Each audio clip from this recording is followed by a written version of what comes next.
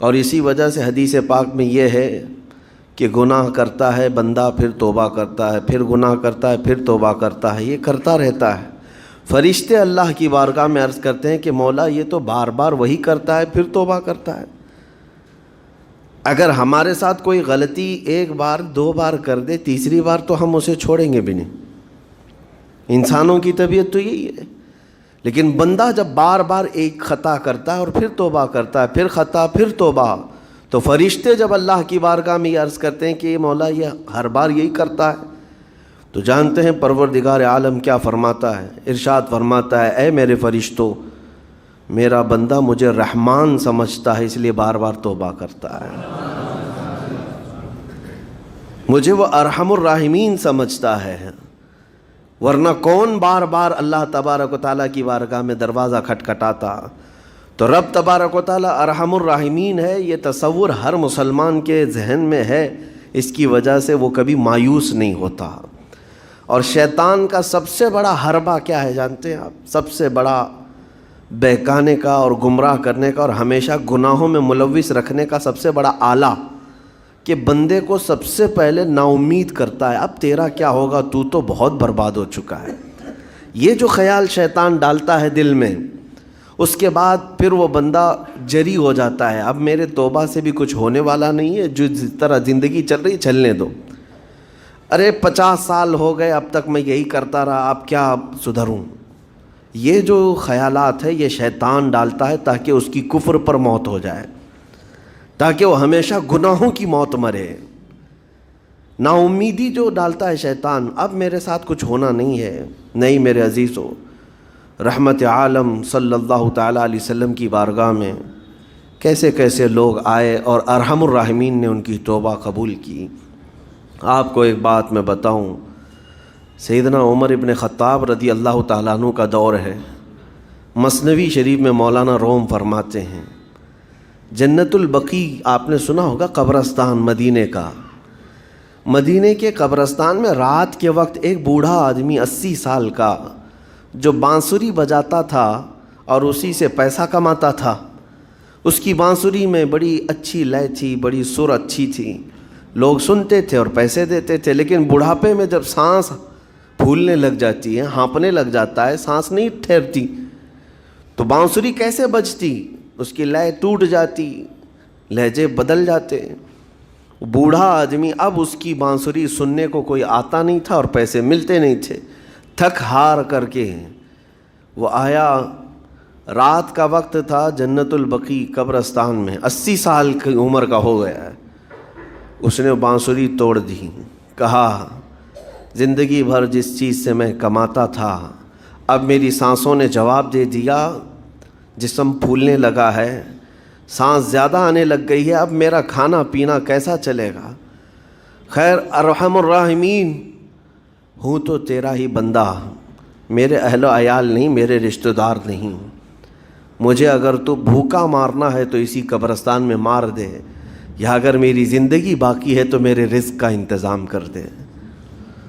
وہ رو رہا تھا 80 سال کی عمر میں۔ جب بندہ لاچار و مجبور ہوتا ہے تو پروردگار کو ہی یاد کرتا ہے۔ جانتے ہیں عمر ابن خطاب رضی اللہ تعالیٰ عنہ امیر المومنین مسجد نبوی میں تھے اور ان کی آنکھ لگی تھی، خواب میں رسول پاک صلی اللہ تعالیٰ علیہ وسلم تشریف لائے، کہا عمر اللہ کا حکم ہے، جنت البقیع میں جاؤ، ایک بھوکا آدمی کھڑا ہے، اپنے گھر سے کھانا لے جاؤ اور اس کی ضرورت کا انتظام کرو۔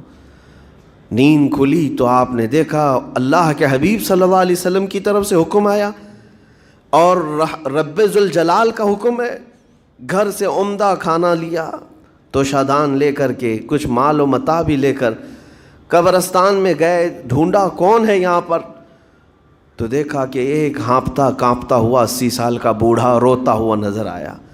امیر المومنین اپنے ہاتھ میں توشادان لے کر اس کے قریب گئے، کہا تو بھوکا ہے؟ کہا ہاں بھوکا ہوں۔ بیٹھ چل میں تجھے کھلاتا ہوں۔ دسترخوان بچھا کر اسے اپنے ہاتھوں سے کھلایا اور اسے اپنی ضرورت کے مطابق جو ضروریات تھیں اس کی ضرورت کے مطابق وہ ساری چیزیں دی۔ وہ بوڑھا پوچھتا ہے آپ کون ہیں؟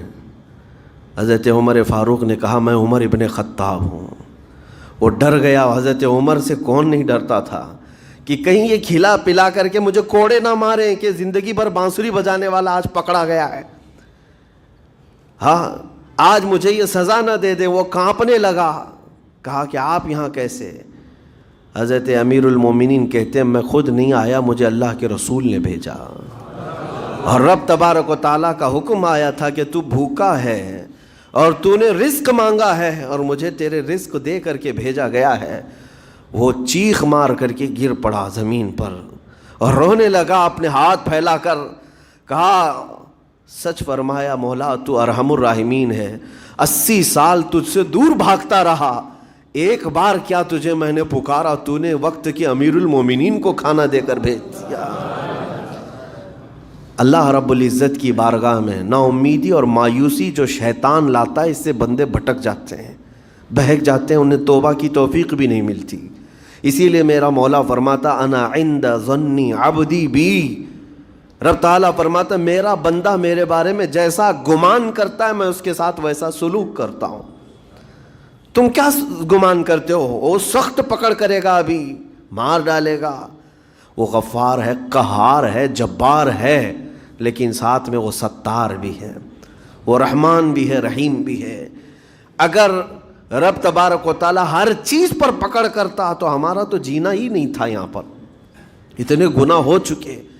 اور وہ رب تعالیٰ فرماتا وسعت رحمتی کل شیء, میری رحمت نے ہر چیز کو گھیر رکھا ہے. اللہ رب العزت بندوں کو معاف کرنے کا اظہار زیادہ فرماتا ہے. اور جانتے ہیں آپ, گناہ جب عام ہوتے ہیں, میں آپ کو اپنے گھر کی بات بتا دوں, میرے گھر میں آپ 4 دن کے مہمان بن کر کے آئے ہیں. کبھی میری کھڑکی توڑ رہے ہیں, کبھی دروازہ توڑ رہے ہیں, کبھی ہمارے گھر کے برتن پٹک رہے ہیں, کبھی فرشی اکھاڑ رہے ہیں. کب تک برداشت کروں گا؟ آپ کو نکال کر باہر کر دیں گے, یہ مہمان نہیں, یہ بلا ہو گئی, یہ گھر سارا اجاڑ رہا ہے. ایک چیز پر چھوڑ دیا جائے, 2 چیز پر چھوڑ دیا جائے, یہ انسانوں کی فطرت ہے, انسانوں کی فطرت. لیکن رب کائنات اپنی کائنات میں ہم بندوں کو اتارا ہے, ہم نے کیا نہیں بگاڑا اس, اپنے گناہوں سے اس کی زمین کو لال کر دیا. ہاں اس کی نافرمانی سے ہم نے اس کائنات کے رنگ کو بدل دیا. کھلے عام گناہ, ننگا پن, بے حیائی, عیاشی, سب کچھ ہوتا رہا. اس کی کائنات ہے, اس کی زمین ہے, اس کی سلطنت ہے. اور ان گناہوں کی وجہ سے جانتے ہیں آپ, سمندر اللہ کی بارگاہ میں عرض کرتا ہے کہ مولا تو مجھے اجازت دے دے, میں ایسی طغیانی لاؤں گا کہ یہ سب ہلاک ہو جائیں گے. ہوائیں اللہ سے اجازت مانگتی ہیں, تو مجھے شدت دے دے, میں اتنا تیز اڑاؤں گی کہ ان کے پرخچے اڑ جائیں. لیکن جانتے ہو اللہ کی طرف سے جواب کیا آتا ہے؟ سمندر کو بھی رب تعالیٰ فرماتا ہے, ہواؤں کو بھی کہتا ہے رب تعالیٰ رک جاؤ, میں میرے بندوں کے انتظار میں ہوں, میرے بندوں کی توبہ کے انتظار میں ہوں کہ میرے بندے میرے پاس لوٹ آئیں گے. اسی لیے اللہ کے حبیب صلی اللہ تعالیٰ علیہ وسلم ارشاد فرماتے ہیں, اللہ تعالیٰ کو سب سے زیادہ خوشی کس بات کی ہوتی ہے جانتے ہیں؟ رب تعالیٰ اپنے بندوں سے کب خوش ہوتا ہے؟ مثال دے کر کے میرے آقا نے فرمایا, مثال دے کر سمجھایا. صحرا میں, ڈیزرٹ میں ریتیلے میدان ہوتے ہیں, اس کا سفر بڑا ڈینجر ہوتا ہے. آج بھی ڈیزرٹ ہیں بہت سارے, سہارا ڈیزرٹ کا نام سنا ہوگا آپ نے.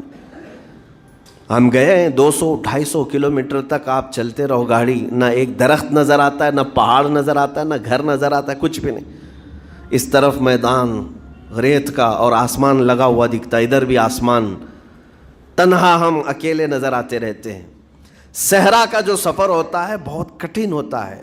نبی پاک صلی اللہ تعالیٰ علیہ وسلم مثال دیتے ہوئے ارشاد فرماتے, ایک بندہ اپنی اونٹنی لے کر, اس پہ ساز و سامان لے کر کھانے پینے کا صحرا کے سفر پر تھا, اور صحرا میں کھانا پانی بہت مقدار میں لی جاتی ہے کیونکہ کچھ ملتا نہیں, اور جلد سے جلد وہاں سے سفر گزار کر کے آنا. ایک بار اگر راستہ بھٹک گیا موت ہو جاتی, وہاں پہ راستہ ملے گا نہیں. جس طرف بھی جاؤ تو لگے گا سیدھا ہی چل رہا ہوں, ڈائریکشن ہی نہیں پتہ ہوتے صحرا میں. حضور پاک صلی اللہ علیہ وسلم فرماتے ہیں, ایک بندہ صحرا کے سفر میں اپنی اونٹنی کے ساتھ ساز و سامان لے کر سفر پر تھا. بیچ راستے میں اسے نیند آئی, سویا, سو کر کے اٹھا تو دیکھا اس کی اونٹنی ساز و سامان کے ساتھ غائب ہے، صحرا میں، بیچ صحرا میں۔ اب جو سواری تھی وہ غائب ہے، کھانا پانی تھا وہ غائب ہے، کچھ نہیں ہے ساتھ میں۔ گھبرا گیا، پریشان ہوا، اپنی اونٹنی کو ڈھونڈتا ڈھونڈتا تھک گیا، کبھی ادھر کبھی ادھر، کبھی ادھر کبھی ادھر، ہر جگہ کہیں کوئی نشان نظر نہ آئے۔ اور جب سواری نہیں ہے تو اب کئی 100 کلومیٹر کا بغیر کھانے پینے کے کیسے سفر کرتا؟ تھک ہار کر کے دوسرا دن ہو کہ تیسرا دن ہو، ایک جگہ وہ بندہ سو گیا، پھر سے سو گیا، اب راستہ بھی نہیں ملتا۔ سویا تو نیند سے اٹھا جب تو دیکھا اس کی اونٹنی بھی موجود ہے، اس کا ساز و سامان بھی ہے۔ یہ مثال ہے، یہ مثال ہے۔ میرے آقا صلی اللہ علیہ وسلم صحابہ سے اب پوچھتے ہیں، اے میرے صحابہ بتاؤ اس بندے کو جو صحرا میں گمشدہ اونٹنی جس کی مل جائے اسے خوشی کتنی ہوگی؟ صحابہ کہتے ہیں یا رسول اللہ اس کی تو جان میں جان آ گئی ہوگی، کیونکہ وہ جانتے تھے صحرا کا سفر کیا ہوتا ہے۔ کہا سب سے زیادہ اسے خوشی ہوگی کہ اس کا کھویا ہوا سامان مل گیا، کھوئی ہوئی سواری مل گئی۔ میرے آقا صلی اللہ علیہ وسلم فرماتے ہیں گمشدہ اونٹنی کے ملنے پر جیسے اس مسافر کو خوشی ہوئی، اس سے کئی زیادہ بڑھ کر کے رب تعالیٰ کو اس وقت خوشی ہوتی ہے جب ایک گنہگار بندہ واپس توبہ کر کے اس کی بارگاہ میں آتا ہے۔ رب تعالیٰ کی بارگاہ میں جب بندہ پلٹ کر کے آتا ہے، رب تعالیٰ فرشتوں پر اس بندے کو دکھا کر رشک کرتا ہے، ارشاد فرماتا ہے میرا بندہ میرے پاس آ گیا، میرا بندہ میرے پاس آ گیا ہے۔ میں نے قرآن پاک کی وہی آیت تلاوت کی ہے جس میں اللہ تعالیٰ فرماتا ہے والذین اذا فعلوا فاحشۃ او ظلموا انفسهم ذکروا اللہ فاستغفروا لذنوبہم۔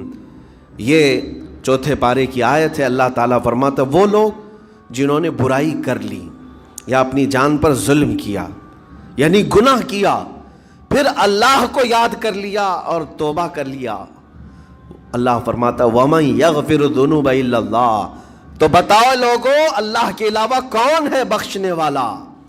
لیکن شرط رب تعالیٰ یہ فرماتا وَلَمْ يُصِرُّوا عَلَى مَا فَعَلُوا وَهُمْ يَعْلَمُونَ، لیکن ایک بات ہے کہ وہ جس چیز سے توبہ کر کے آ رہے ہیں اس پر پھر مزید اصرار کر کے جمے نہ رہیں، چھوڑ دیں ایک بار، جان بوجھ کر کے پھر اس چیز پر نہ لگے رہیں۔ یہ آیت کب نازل ہوئی تھی میں آپ کو بتاؤں، دو صحابہ تھے، دونوں گہرے دوست تھے، بہت ہی گہرے دوست، مدینے کے رہنے والے۔ اس میں سے ایک صحابی تجارت کے لیے جا رہے تھے اور ان کے گھر بار میں ان کی بیوی تھی بس اور کچھ نہیں، تو اپنے دوست سے کہا کہ میں جا رہا ہوں، مجھے آنے میں تاخیر ہو سکتی ہے، میرے گھر پر اگر کبھی سودا سلف لانے کی ضرورت پیش آئی تو میری بیوی کو یہ پہنچا دینا ساز و سامان۔ یہ کہہ کر کے وہ تجارت پہ چلے گئے۔ جو دوست صحابی تھے، دیکھیں صحابہ کے بہت سارے کام امت کے لیے درس ہیں، قیامت تک آنے والے مسلمانوں کے لیے وہ مشعل راہ ہیں۔ تو وہ جو دوست صحابی تھے سودا سلف لے کر کے گھر جایا کرتے تھے اپنے دوست کی بیوی کو پہنچانے کے لیے۔ ایک دن ایسا ہوا کہ شیطان نے ورغلایا اور سودا سلف سامان لے کر گھر گئے۔ ان کی خاتون باہر آئی دوست کی، انہوں نے اس خاتون کا صرف ہاتھ پکڑ لیا، ہاتھ پکڑ لیا، اور وہ عورت چونکہ مدینے کی رہنے والی صحابیہ ہیں، اپنا ہاتھ تو چھڑا لیا لیکن وہ چیخ مار کر رونے لگی کہ جس پر میرے شوہر نے سب سے زیادہ اعتماد کیا، تم تو جگری دوست بھائی کی طرح تھے، ہاتھ کیسے بڑھا دیا؟ تو اس صحابی کو فوراً احساس ہو گیا کہ میں بہت بڑی خطا کر گیا، میرے بھائی اور میرے دوست کی امانت میں نے خیانت کر دیا، اس نے مجھ پر بھروسہ کیا تھا اور اس کی بیوی کا میں نے ہاتھ پکڑ لیا۔ بس اتنی سی بات تھی، وہ خاتون بھی رونے لگ گئی کہ میرے ساتھ کیا ہوا، یہ صحابی بھی رونے لگ گئے، احساس فوراً ہو گیا کہ میں نے غلط کیا ہے، سودا سلف لانے کے وقت مجھ سے غلطی ہو گئی، خطا ہو گئی۔ اب اس خطا کی وجہ سے وہ کرتے کیا، ان کو تو ڈر یہ تھا کہ میں اپنے دوست کو منہ دکھانے کے بھی قابل نہیں، اور نہ ہی میں یہ چیز کسی کے سامنے ذکر کر سکتا ہوں، کیا کروں؟ تو مدینہ چھوڑ کر کے چلے گئے پہاڑیوں میں، اور بغیر کھانا پانی سب کچھ بھی نہیں تھا، پہاڑیوں کے بیچوں بیچ رہنے لگے اور صرف روتے تھے اور گر جاتے تھے، اور کمزوری آ گئی جسم میں، اٹھنے پھرنے کی بھی طاقت نہیں تھی۔ اب وہ دوست ان کے صحابی تجارت سے واپس آئے، گھر میں آتے ہی ان کی خاتون نے بتا دیا کیا معاملہ پیش آیا۔ وہ بہت جلال میں آئے اور کہا کہ میرا دل ٹوٹ گیا، آج میری کمر ٹوٹ گئی، جس کے ساتھ ہم نے پوری زندگی بتائی آج اس نے میری عورت کے ساتھ ایسا کیسے کیا۔ بہرحال انسان ہے، خطا ہوتی ہے، انسان ہے، بھولنا اور خطا کرنا اس کی عادت ہے۔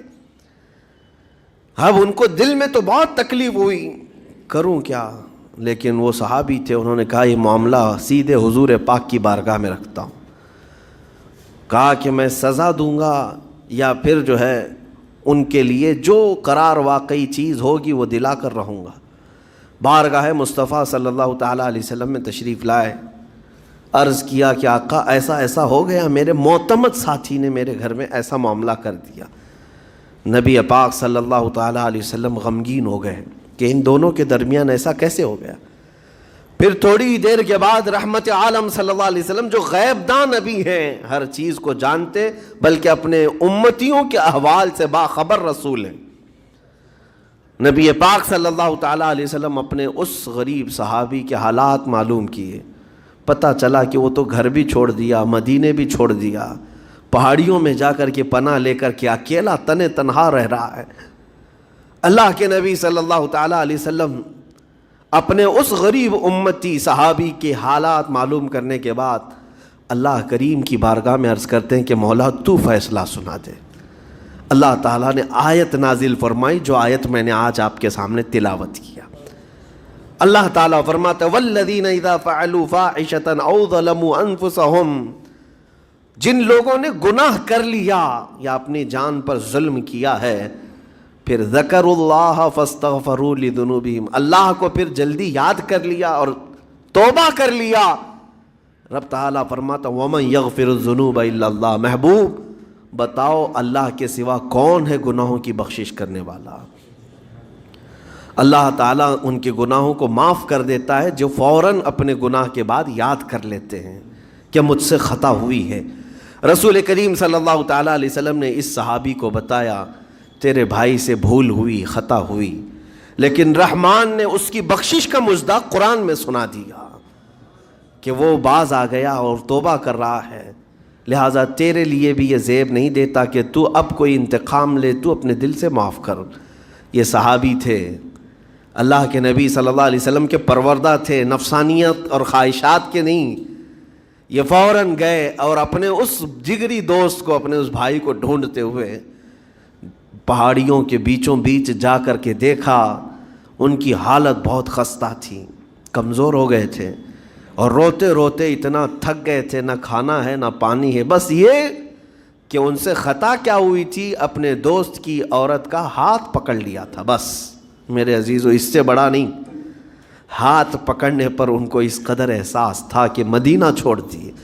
لوگ یہاں پورے کے پورے گناہ میں ڈوب جاتے ہیں، زنا میں ڈوبتے ہیں، انہیں احساس تک نہیں۔ یہ صحابی گئے اور جیسے ہی یہ گئے تو وہ ہوش میں آئے اور رونے لگے کہ میرا بھائی آ گیا اور اب شاید یہ انتقام لے گا، بدلہ لے گا، مجھے مار ڈالے گا، کیونکہ میں نے اس کا اعتماد توڑا، اس کا بھروسہ ختم کیا۔ لیکن یہ صحابی گئے اور ان کا ہاتھ پکڑا اور اپنے سینے سے لگایا، کہا کہ تو بھی ابن آدم ہے، میں بھی ابن آدم ہوں، انسان ہے، خطا ہو گئی، لیکن بشارت ہے تجھے کہ اللہ نے قرآن میں محبوب کی بارگاہ میں آیت اتاری، تیری بخشش کا پروانہ اتار دیا۔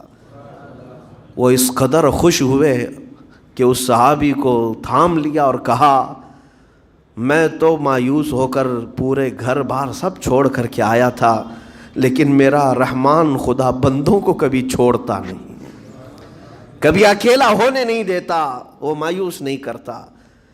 میرے عزیزو آج ہمارے پاس وقت ہے، جب ٹھوکر کھائیں تو فوراً احساس ہو جائے، جب غلطی ہو جائے، غلطیاں کس سے نہیں ہوتی، گناہ سب سے ہوتے ہیں، اور اسی لیے میرے آقا صلی اللہ علیہ وسلم ارشاد فرماتے ان بنی آدم خطاؤن وخیر الخطائین التوابون. آدم کی ساری اولاد خطا کرتی ہے، یعنی آدمی سب خطا کرتے ہیں، لیکن بہترین خطا کرنے والا وہ ہے جو خطا کرتے ہی توبہ کر لیتا ہے.